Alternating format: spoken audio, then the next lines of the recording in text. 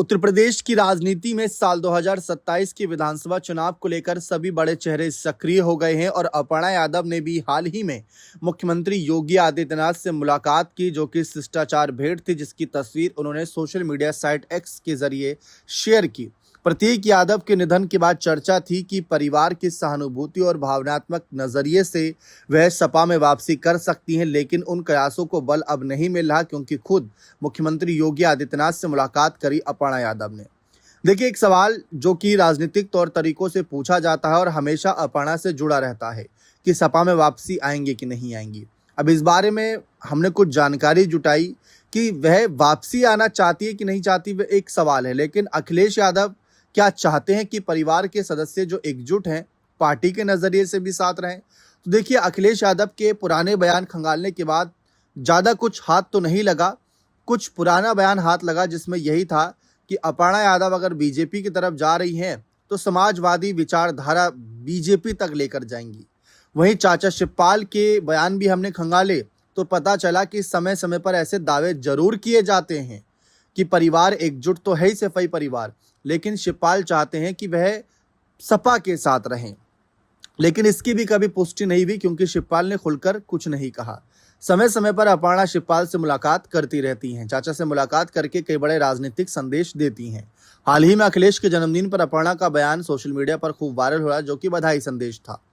इस बीच मैं एक आपको एग्जाम्पल देता हूं कि इसमें आखिर किसका फैसला अंतिम होगा जिससे अपर्णा सपा में वापसी आएंगी। तो देखिए, झारखंड की राजनीति को आप समझिए। चंपई सोरेन जो राज्य के पूर्व मुख्यमंत्री हैं, हेमंत सोरेन काफी करीबी हैं एक दूसरे के। हेमंत सोरेन उनको अपने चाचा के तौर पर मानते हैं। जब हेमंत जेल गए तो चंपई को मुख्यमंत्री बनाया, लेकिन जब जेल से बाहर आए, पद छीना, तो चंपई नाराज होकर बीजेपी में चले गए।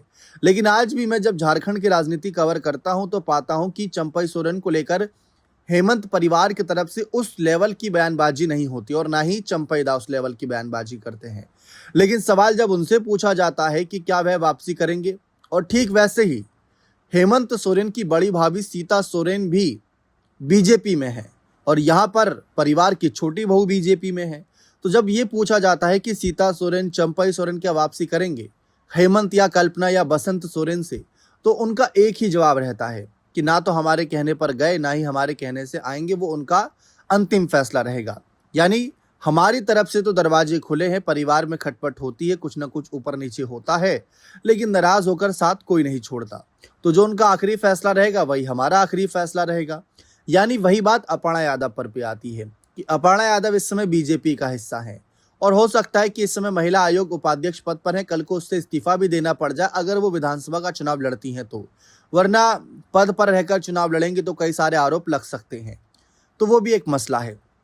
फिलहाल क्लियर नजर आ रहा है कि अपर्णा यादव बीजेपी के साथ हैं, मोदी योगी नेतृत्व के साथ हैं, तो उनके साथ बनी हुई हैं। यही उनका अंतिम फैसला है और यही फैसला उनको बीजेपी के साथ बनाए रखा है और सपा में वापसी नहीं करने दे रहा है।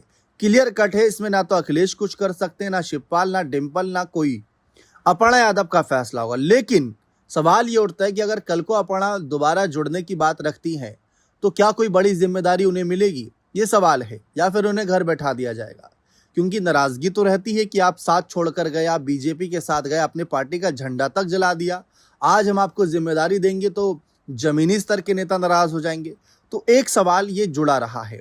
फिलहाल आपको क्या लगता है कि अपर्णा यादव बीजेपी के साथ बनी हुई है, इस बार क्या बीजेपी इनको चुनावी मैदान में उतारेगी या नहीं? अपनी राय कमेंट सेक्शन में अवश्य रखिएगा। बहुत बहुत शुक्रिया।